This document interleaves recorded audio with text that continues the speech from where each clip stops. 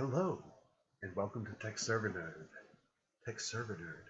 Tonight, in As the Dumpster Fire Burns. All right, guys, what do we have here? So we're seeing a lot of things that are going on uh, in the world, and a lot of signs that our money's not doing well, our nation's not doing well, our country's in a lot of hot water. Yeah, and we're just going along doing our thing, pretending this is all normal. So I have a handful of articles here I want to go over, just kind of showing the decay of civilization in our country and around the world. This is some of the stuff that we're doing. It's January 2022, and this is what's going on in the news. Crossing Crossing delayed Monday at Manitoba U.S. border as truckers protest vaccine mandates. This was 2 days ago, January 17th. People hoping to cross the border at Emerson are having to deal with a delay Monday morning. Truckers tell 680 CGOB that a slow roll protest is delaying trucking and other traffic as some truck drivers protest the vaccine mandate for all truckers that came into effect on Saturday. Driver Jamie Throp says it took him 30 minutes to reach the border crossing from the start of the protest. Truck drivers are circling NB 75 between Emerson Duty Free and Commercial Inspection Station, blocking all lanes heading south to the United States, northbound traffic coming to the from the USA. So upset truckers who have to get a vaccine in order to do their job. Some of them are protesting. I think it just went into effect a couple of days ago, or did I read it coming on the 22nd maybe? I think I heard it might be on the 22nd. But yeah, so we're having a breakdown of our food and car productions. Here's a quick one over here. This is U.S. vaccine mandate on freight drivers coming from Canada may worsen the auto supply chain shortage. Now, I don't know if y'all know, but it's really hard to get a car, and it's kind of expensive right now. Weirdest car market that we've ever seen. Well, this is going to make it worse. So, if you haven't bought a car before now and you need a new one, better find a good used car because it's going to be difficult. About 12,000 unvaccinated drivers won't be allowed to enter the country starting later this year.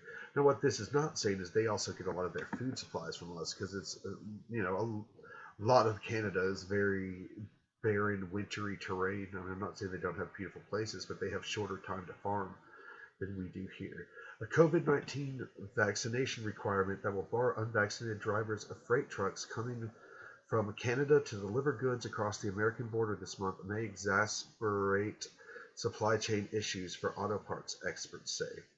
So yes, the car shortage is about to get worse, but oh no, there's more.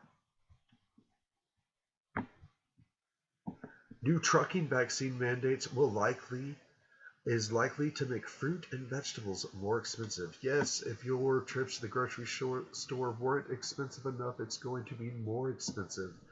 Vaccine mandates on truckers who haul goods over the U.S.-Canadian border could cause price hikes. The CEO of Canada Ride Fruits told Bloomberg that the cost of transporting produce climbed 25% last week. Canada imposed the mandate on Saturday, and the U.S. plans to require vaccine passports on January 22nd. That's the U.S. plan. So Canada was imposed last Saturday, so it's already, and then the U.S. one is on the 22nd. So basically, you're out of a job if you do not have a vaccine. Now, again, I'm not here to tell you about your opinion. I'm not a doctor, none of that stuff. I'm just telling you what's in the news and what's going on in our world. Biden backs Fed Chair Jerome Powell's likely monetary policy tightening as inflation rages. President Joe Biden on Wednesday said that he supports Federal Reserve Chairman Jerome Powell's expected move to start tightening monetary policy. That is the biggest joke that I've ever heard. I doubt that I think that his definition of tightening a monetary policy and my definition are probably way different from what we've seen. Given the strength of our economy and the pace of recent price increases, okay, those are both kind of a joke, it's appropriate, as Fed Chairman Powell has indicated, to recalibrate the support that is now necessary, Biden said.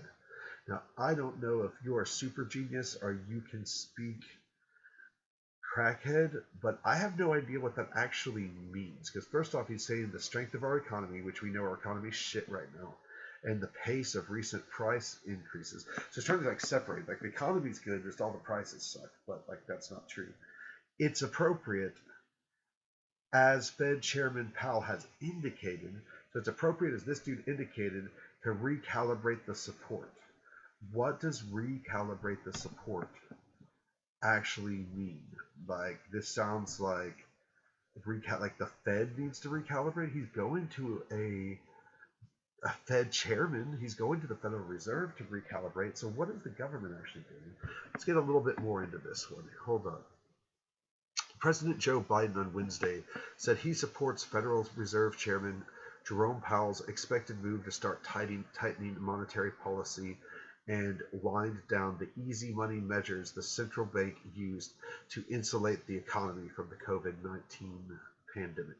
So he's expected to wind down easy money measures from the central bank used to insulate the economy from COVID-19. So they did something to make the economy more stable, and they're going to take that down. Okay. I'm not a financial expert, so Biden said he respects the Fed's independence. They literally are the only ones who are independent because they control us all and literally own us. Okay. But underscored that the central bank is tasked with taming inflation. It's kind of your job, too. like the central bank doesn't work for us. Like they don't have a job. like they don't have a job. They're not tasked to do anything for us. I mean, hopefully they will. That'd be great if, with what they can do. Again, not a financial expert, but Biden, that's kind of all your fault. Like all of these things we're sitting here talking about are all your fault. COVID-19 has created a lot of economic complications, including rapid price increases across the world economy.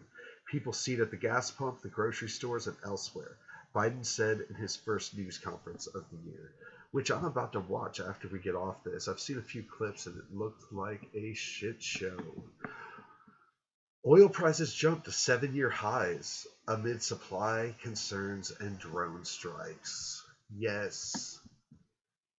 More oil prices, more expensive cars, more expensive produce. This is the world we live in.